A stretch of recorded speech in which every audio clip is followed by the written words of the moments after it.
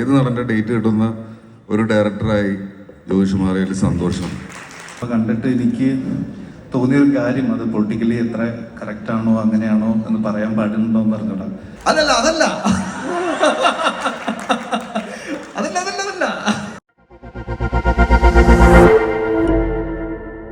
പറഞ്ഞു കഴിഞ്ഞിട്ട് ഞാൻ ഇങ്ങനെ ഈശ്വര ഇതുപോലെയൊക്കെ ഞാൻ ഇനി എങ്ങനെ പറയുന്ന ആലോചിച്ചുകൊണ്ടിരിക്കുന്നത്. ടഫ് കോമ്പറ്റീഷൻ ആയിപ്പോയി. സിനിമയെ കുറിച്ച് വന്ന ഒരു ജേർണി എന്ന് പറയുമ്പോൾ കഴിഞ്ഞ വർഷം, അതിന് മുമ്പത്തെ വർഷം, 2 വർഷം മുമ്പാണ് ഇതിൻ്റെ ആദ്യമായിട്ട് ഇതിൻ്റെ ഒരു സ്ക്രിപ്റ്റ്, ഇതിൻ്റെ ഒരു ബുക്ക് വന്ന് പറയുന്നത്, ബുക്ക് വായിക്കാൻ തരുന്നത്. അപ്പോൾ അന്ന് ഈ സിനിമ പറയുന്ന പോലെ സിനിമ ഇനി ചെയ്യുന്നില്ല, അഭിനയിക്കുന്ന ഇത്തിരി ഡയറക്റ്റ് ചെയ്യണ സിനിമയുടെ തിരക്കിലേക്ക് പോവുകയാണെന്നൊക്കെ പറയണ പോലത്തെ ഒരു സ്പേസ് ആയിരുന്നു. പക്ഷെ എന്തായാലും ബുക്കൊന്ന് വായിച്ചു നോക്കുമെന്ന് പറഞ്ഞിട്ട് ബെന്നി ചേട്ടനാണ് ആ ബുക്ക് കൊണ്ടു തരുന്നത്.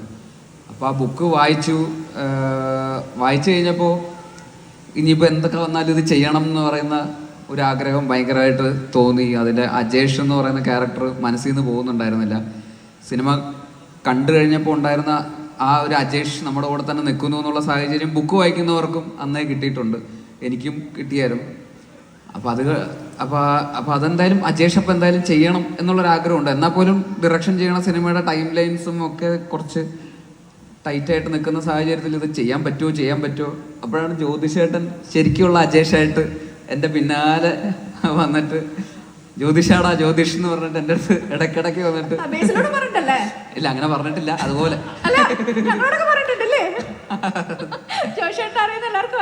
ആ ഒരു ലൈൻ. അപ്പോൾ അങ്ങനത്തെ ഒരു സാഹചര്യത്തിൽ പിന്നെ ഇതിൻ്റെ വേറൊരു 2 ഇതിലെ ഈ കാതൽ എന്നൊക്കെ പറഞ്ഞ സിനിമയുടെ റൈറ്റർ പോൾസൺ, പിന്നെ അരുൺ അനിരുദ്ധൻ, മിന്നൽ മുരളിയുടെയൊക്കെ കോ റൈറ്റർ, ഇപ്പം ഇവരും ആ സമയത്ത് എൻ്റെ കൂടെ ഞാൻ ഡയറക്റ്റ് ചെയ്യണ സിനിമയുടെ എഴുത്തിൽ ഉള്ള സമയമായിരുന്നു.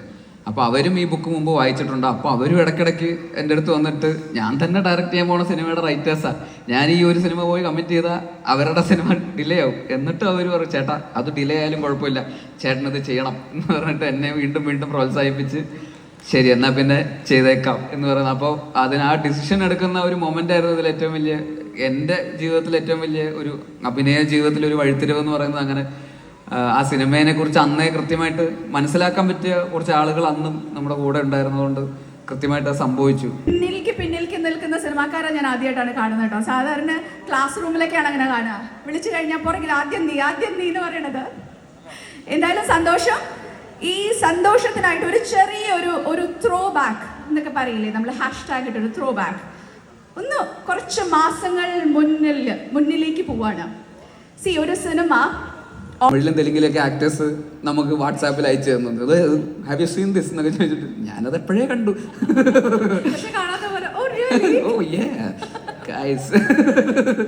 അപ്പോൾ ഇത് ഭയങ്കര റിലേറ്റബിൾ ആണല്ലോ. ഇത് ഇവൻച്വലി ഇത് ഒരു ഗോൾഡിന് റിലേറ്റ് ചെയ്തിട്ടുള്ള ഒരു സിനിമയാണെങ്കിൽ പോലും അജേഷിൻ്റെ ക്യാരക്ടർ, അജേഷിൻ്റെ ഫൈറ്റ്, അത് ഒരുപാട് പേർക്ക് റിലേറ്റ് ചെയ്യാൻ പറ്റുന്ന, ഒരു മെജോറിറ്റിക്ക് റിലേറ്റ് ചെയ്യാൻ പറ്റുന്ന, ഒരു മിഡിൽ ക്ലാസ് അല്ലെങ്കിൽ ലോവർ മിഡിൽ ക്ലാസ്സിൽ നിൽക്കുന്ന ജീവിക്കാൻ വേണ്ടി ഫൈറ്റ് ചെയ്യുന്ന ഒരുപാട് ചെറുപ്പക്കാരെ പ്രതിനിധാനം ചെയ്യുന്ന കറക്റ്റല്ലേ ഒരു ക്യാരക്ടറാണ്. അതന്നെ അങ്ങനെ പറഞ്ഞു ക്യാരക്ടർ എന്നുള്ള രീതിയിൽ അജേഷ് ഒരുപാട് പേർക്ക് ഭയങ്കര കൂടെ തന്നെ തിയേറ്ററിൽ നിന്ന് ഇറങ്ങിയപ്പോഴും അല്ലെങ്കിൽ OTT ഇത് കണ്ടു കഴിഞ്ഞപ്പോഴും അജേഷ് കൂടെ അങ്ങ് പോന്നു. അപ്പം അത് ഇപ്പോൾ ഏതോ ഒരു കമ്പനി ആ സമയത്ത് ആരോ എനിക്ക് അയച്ചു തന്നതാണ്. ആ കമ്പനി അവരുടെ എംപ്ലോയീസിന് എല്ലാവരെയും കൂടെ ഒരു ബൾക്ക് ബുക്കിംഗ് ചെയ്തിട്ട് ആ കമ്പനി അവരെ മൊത്തം ഈ സിനിമ കൊണ്ടുപോയി തിയേറ്ററിൽ കൊണ്ടുപോയി കാണിച്ചായിരുന്നു. കാരണം അത് അവർക്കൊക്കെ ഭയങ്കര പോസിറ്റീവായിരുന്നു ആ സിനിമ കണ്ടതിന് ശേഷം. അത് ഫൈറ്റ് ചെയ്യുക, സർവൈവലിന് വേണ്ടിയിട്ടുള്ളൊരു സ്ട്രഗിളാണല്ലോ. അപ്പം അതിൽ ഒരു ഹീറോയിസം ഉണ്ട്, അതിലൊരു എന്താ പറയുക, ഒരു മാസമുണ്ട് ഈ പറയുന്ന പോലെ. അപ്പോൾ പല റിവ്യൂസിലും അതൊക്കെ വായിച്ചായിരുന്നു. അത് ശരിക്കും മാസ് അജേഷിൻ്റെ ക്യാരക്ടറാണ്. അജേഷാണ് ഈ പറയുന്ന വലിയ മസിലോ ശരീരമോ ഒന്നുമല്ല, ഈ മനസ്സിലാണ് ശരിക്കുള്ള മാസ് എന്ന് പലരെ കൊണ്ട് തോന്നിപ്പിച്ചൊരു കാര്യം കൂടെ ഉണ്ട്. അപ്പോൾ OTT ഇറങ്ങിയതിന് ശേഷം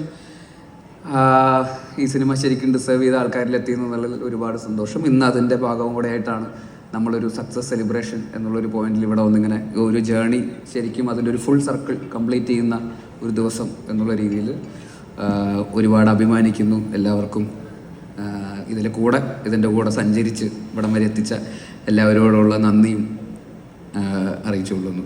ഇങ്ങനൊന്നും സംസാരിക്കണമെന്നും അറിയില്ല. 1. 2, ഈ ഒരു സിനിമ ചെയ്യണ ഒരു ആഗ്രഹം മനസ്സിൽ വന്നിരുന്നു. അപ്പം കലാസംവിധാനം നടന്ന സമയത്ത് ഒരു സിനിമ ചെയ്യണ ഒരു ആഗ്രഹം ഉണ്ടായിരുന്നു. അപ്പം ഒരു സുഹൃത്ത് എന്നോട് പറഞ്ഞത്, എടാ ഞങ്ങൾ കുറേ സുഹൃത്തുക്കൾ വന്നിട്ടുണ്ട്, നമ്മുടെ 4 ചെറുപ്പക്കാരായിരിക്കുന്നവരെല്ലാം ഈ കഥയുടെ ആൾക്കാരായിരിക്കുന്നു മൊത്തം. അപ്പം ഞങ്ങൾ തെണ്ടി നടന്ന കാലത്തെ ഞങ്ങളുടെ അനുഭവങ്ങൾ സിനിമയാക്കിക്കൂടെ എന്നൊരു സുഹൃത്ത് പറഞ്ഞു. അങ്ങനെയാണ് ഞാൻ തപ്പിത്തേടി ഇന്ദുവൻ ചേട്ടനെ കാണാൻ ചെല്ലുന്നത്. അപ്പോൾ ഇന്ദുവൻ ചേട്ടൻ ചെന്ന് ആദ്യത്തെ ദിവസം തന്നെ എന്നെ കേട്ടോട്ടടിച്ച്, കഥയില്ല, എഴുതാൻ പറ്റൂല എന്നൊക്കെ പറഞ്ഞ് പുള്ളി ഒഴിവാക്കി. ഞാൻ പിന്നെയും ചേട്ടനെ വിളിക്കും, ചേട്ടൻ്റെ പോവും. അപ്പം കോവിഡ് വന്നു. അപ്പോൾ ഞങ്ങളുടെ കഥകൾ മുഴുവൻ, ഞങ്ങളുടെ ജീവിതത്തിൽ നടന്നിട്ടുള്ള ഞങ്ങളുടെ അനുഭവങ്ങൾ മുഴുവൻ, ഞങ്ങളുടെ കഷ്ടപ്പാട്, ഞങ്ങളുടെ സങ്കടങ്ങൾ, ഞങ്ങളുടെ പോരായ്മകൾ, ഞങ്ങളുടെ എന്തൊക്കെയാ ഉള്ള അതെല്ലാം ഇന്ദുവൻ ചേട്ടനോട് പറഞ്ഞു കൊടുത്തിരുന്നു. അപ്പോൾ ഇന്ദുവൻ ചേട്ടൻ പറഞ്ഞു, ഇതിനകത്ത് കഥയൊന്നുമില്ല ജോഷ് വേറെ ആരെങ്കിലും നോക്കെന്ന് പറഞ്ഞു. അപ്പം ഞാൻ പറഞ്ഞില്ല ചേട്ടാ, ഇതൊരു കൊല്ലത്ത് നടക്കുന്നൊരു കഥയാണ്, അപ്പോൾ ഒരു കൊല്ലംകാരൻ എഴുതണമെന്ന് പറഞ്ഞു. അതിൽ പുള്ളി ഒന്ന് അനങ്ങി. ഇന്ദുവൻ ചേട്ടൻ കൊല്ലത്ത് എന്ത് കഥ? അപ്പോൾ ഞാൻ പറഞ്ഞു ഇതെല്ലാം നടന്നത് കൊല്ലത്താണ്. അപ്പോൾ പുള്ളി പറഞ്ഞപ്പോൾ പുള്ളിയുടെ സുഹൃത്തുക്കളൊക്കെ എൻ്റെ സുഹൃത്തുക്കളാണ്. ആ സുഹൃത്തുക്കളൊക്കെ തന്നെയാണ് ഈ കഥാപാത്രങ്ങളും. നമ്മുടെ ബാസ്റ്റിൻ, മറുതാലാലു എന്ന് പറയുന്നതെല്ലാം ഈ ഒറിജിനൽ ആൾക്കാർ തന്നെയാണ്. അപ്പോൾ പുള്ളിക്കാരൻ എഴുതാമെന്ന് തീരുമാനിച്ചു. അങ്ങനെ ഞങ്ങൾ ആവേശത്തോടെ ഇരിക്കുന്ന സമയത്താണ് കോവിഡ് വരുന്നത്. പിന്നെയും പോയി. അദ്ദേഹത്തെ പിന്നെ 2 വർഷം കഴിഞ്ഞാൽ കാണുന്നത്. എന്നാലും ഞാൻ വിളിക്കുമായിരുന്നു. അപ്പം അങ്ങനെ ഇടയ്ക്കൊക്കെ പറയും, ജോഷേ നമുക്ക് നോക്കാമെന്നൊക്കെ പറയും. അങ്ങനെ ഒരു ദിവസം ഇന്ദുവൻ ചേട്ടൻ പറഞ്ഞ്, ജോഷേ ഞാനൊരു സാധനം അയച്ചു തന്നിട്ടുണ്ട്, ജ്യോതിഷം ഒന്ന് വായിച്ചു നോക്കുമെന്ന് പറഞ്ഞു. അപ്പോൾ അന്ന് എനിക്ക് പ്രിൻ്റ് അടിക്കാൻ പറ്റിയില്ല. ഞാൻ എൻ്റെ മൊബൈലിൽ അത് വായിച്ചിട്ട് എനിക്ക് ഒരു 13 പേജായിരുന്നു എന്ന് എനിക്ക് തോന്നുന്നു. 13 പേജ് വായിച്ചിട്ട് എൻ്റെ കണ്ണിൽ കൂടെ വെള്ളം വന്നു. അപ്പം തന്നെ ഞാൻ സാനുചേട്ടൻ്റെ ഇടയ്ക്ക് വിളിച്ചു, സാനുചേട്ടാ ഇന്ദുവൻ ചേട്ടൻ്റെ കഥ വന്നിട്ടുണ്ട്, നിങ്ങൾ ചെയ്യുമോ എന്ന് ചോദിച്ചു. അപ്പം ഇദ്ദേഹം പറഞ്ഞ് കഥ കൊള്ളാക്കി ഞാൻ ചെയ്യാൻ ചോദിച്ചായിരുന്നു. പ്രതീക്ഷയില്ലായിരുന്നു. കോവിഡ് സമയത്ത് ബൈക്കെടുത്ത് അദ്ദേഹത്തിൻ്റെ വീട്ടിൽ പോയി. അവിടെ ചെന്ന് കഥ കൊടുത്ത് തിരിച്ചു പോന്നു. വീട്ടിലെത്തിയപ്പോൾ അദ്ദേഹം പറഞ്ഞു, ജോയിഷേ ഞാൻ ഈ സിനിമ ചെയ്യാം. അപ്പം അദ്ദേഹം ആർക്കറിയാം സിനിമയുടെ തിരക്കഥ എഴുതുന്ന സമയമായിരുന്നു വീട്ടിൽ ഇരുന്ന്. അപ്പം സാനിച്ചേട്ടനായി, ഇന്ദുവൻ ചേട്ടനായി, സാനിച്ചേട്ടനായി, ഇനി ഒരു നടനെ വേണം. അങ്ങനെ അന്വേഷിച്ച് 1-2 നടന്മാരുടെ പുറകെ പോയി. അവർ ചെയ്യാമെന്നൊക്കെ പറഞ്ഞു. അവർ എന്തോ സംഗീത കാരണങ്ങൾ ചെയ്തില്ല. അങ്ങനെ ഇരിക്കുമ്പോഴാണ് എൻ്റെ മനസ്സിലേക്ക് ബേസിൽ വരുന്നത്. അപ്പം ഞാൻ ഹൈദരാബാദിലൊരു തെലുങ്ക് പടത്തിൻ്റെ ഷൂട്ടിലായിരുന്നു. അവിടെ നിന്ന് ഞാൻ ബെന്നി കട്ടപ്പനെ വിളിച്ച് പറഞ്ഞു, ബെന്നി ആ പുസ്തകം എടുത്തൊന്ന് ബേസിലിന് കൊടുക്കുമെന്ന് ചോദിച്ചു. ബെന്നി എന്തോ നല്ല കാലത്തിനും നല്ല സമയത്തും അതുള്ളതുകൊണ്ട് ഈ സിനിമയുണ്ടായി. ആ ബുക്ക് എടുത്ത് ബേസിലിനെ ഏൽപ്പിച്ചു. ബേസിൽ ചെയ്യാമെന്ന് ഏറ്റു. അപ്പം രഞ്ജിത്ത് കർണാകനാണ് പറയുന്നത്, എടാ ഉഗ്രൻ കഥയാണ്, നീ അത് എനിക്ക് തന്നാൽ ഞാൻ അജിത്ത് വിനായകയെ കൊണ്ട് സിനിമ ചെയ്തു തരാം എന്ന് പറയുന്നു. ആ വിശ്വാസത്തിൻ്റെ പുറത്ത് നമ്മൾ അജിത്ത് വിനായകയിലേക്ക് എത്തുന്നു. അങ്ങനെ പൊന്മാൻ ഉണ്ടായി. പിന്നെ സജിൻ, ലിജോ മോള്, ഇരിക്കുന്ന ആനന്ദ്, എല്ലാ ആൾക്കാരും ചേർന്നാണ് പൊന്മാൻ. എൻ്റെ മാത്രം കഴിവല്ല. എന്തായാലും ഇവിടം വരെ എത്തിയ സന്തോഷം.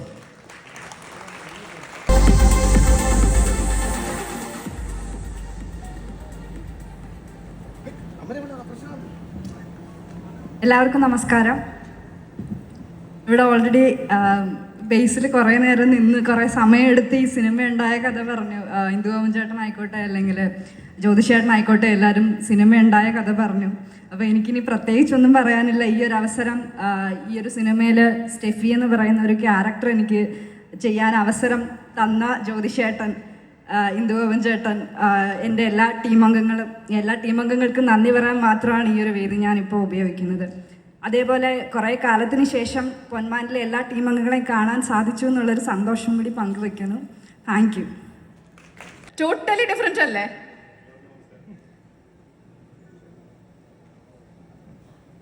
എല്ലാവർക്കും നമസ്കാരം. ഞാൻ ആവേശം റിലീസായിട്ടില്ല, അതിനുശേഷം ചെയ്ത സിനിമയാണ്. അപ്പോൾ അതിൽ കുറച്ച് ഹ്യൂമറാണ്, ഇതിൽ ഒരു സീരിയസ് പരിപാടിയാണ്, അത്രയും ഇതുള്ളൂ. വളരെ സന്തോഷമുണ്ട് ഈ വേദിയിൽ നിൽക്കാൻ പറ്റിയതിൽ. ഒരു നോവല് സിനിമയായി മാറുകയും അത് ഹിറ്റാവുകയും ചെയ്യാൻ തുടങ്ങി ചെറിയൊരു കാര്യമല്ല. അപ്പോൾ അതിൻ്റെ ഭാഗമാകാൻ പറ്റിയത് വളരെ സന്തോഷമുണ്ട്. ഒരുപാട് അപ്രീസിയേഷൻ കിട്ടിയ ഒരു ക്യാരക്ടറാണ് മരിയാനോ. അത് എന്നെ വിശ്വസിച്ച് ഏൽപ്പിച്ച ജ്യോതിഷേട്ടന് നന്ദി, ഇന്ദുവൻ ചേട്ടന് നന്ദി. അതുപോലെ തന്നെ എൻ്റെ ഒപ്പം വർക്ക് ചെയ്ത കോ ആർട്ടിസ്റ്റുകളായിട്ടുള്ള ബേസിൽ, ആനന്ദ് മന്മഥൻ, ലിജോ മോൾ, അവർക്കൊക്കെ നന്ദി. ഒരുപാട് സന്തോഷമുണ്ട്. Anyway, thank you so much. Thank you. Come on to the stage and have few words.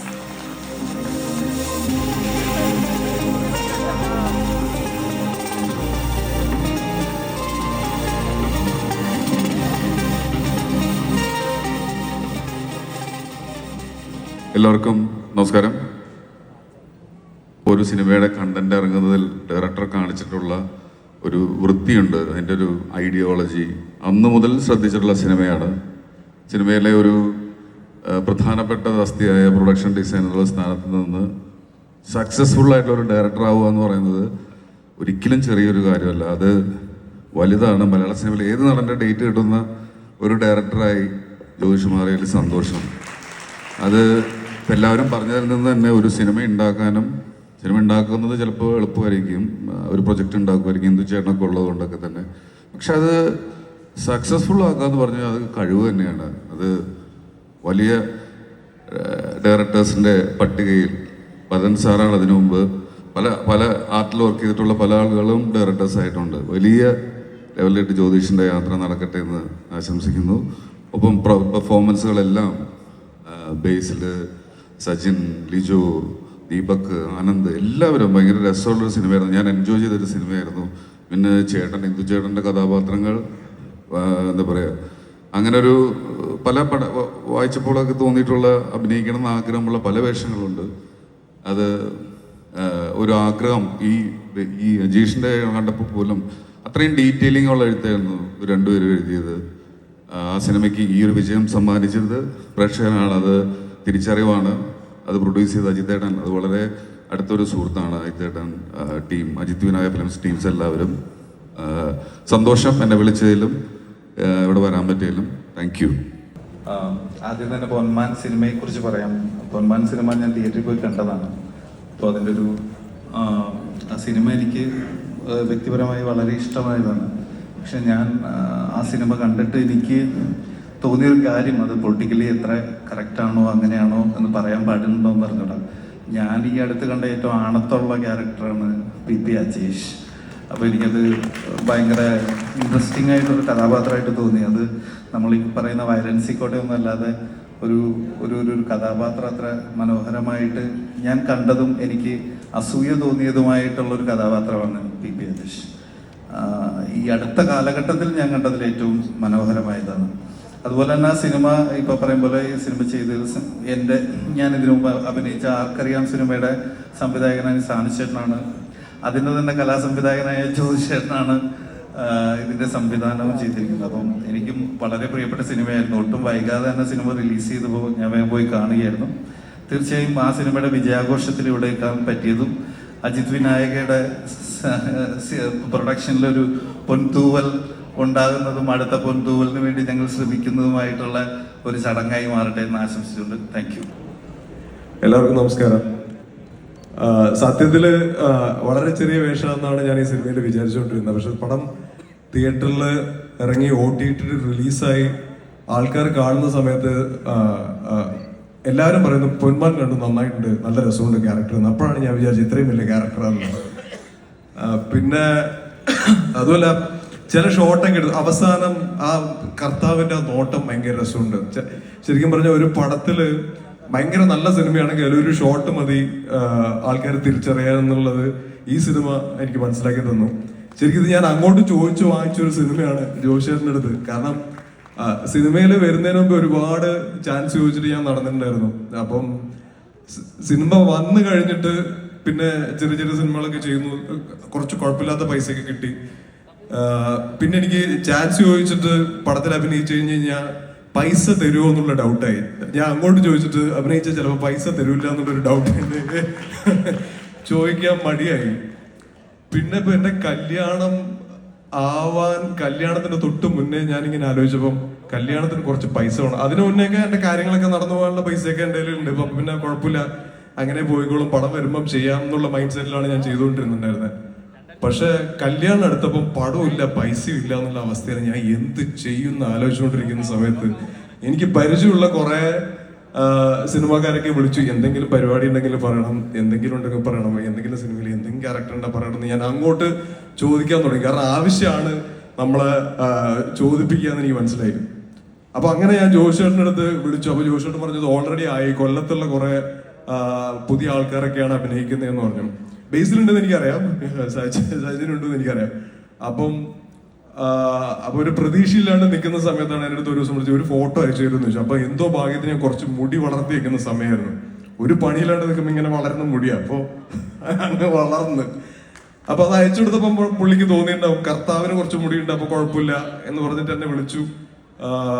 ഞാൻ പോയി കഴിഞ്ഞപ്പോ ഈ മുടീന്റെ മുകളിൽ വലിയൊരു മുടി വേറെ വെച്ചു തന്നു. അപ്പം പിന്നെ സാനുചേട്ടൻ കണ്ടിട്ടുണ്ട് ഇത് എന്താ കോലെന്നൊക്കെ ചോദിച്ചു. അവസാനം സാനുചേട്ടൻ കേളിയേപ്പിച്ചു, ഇരുന്ന് കേളിയേപ്പിച്ചു.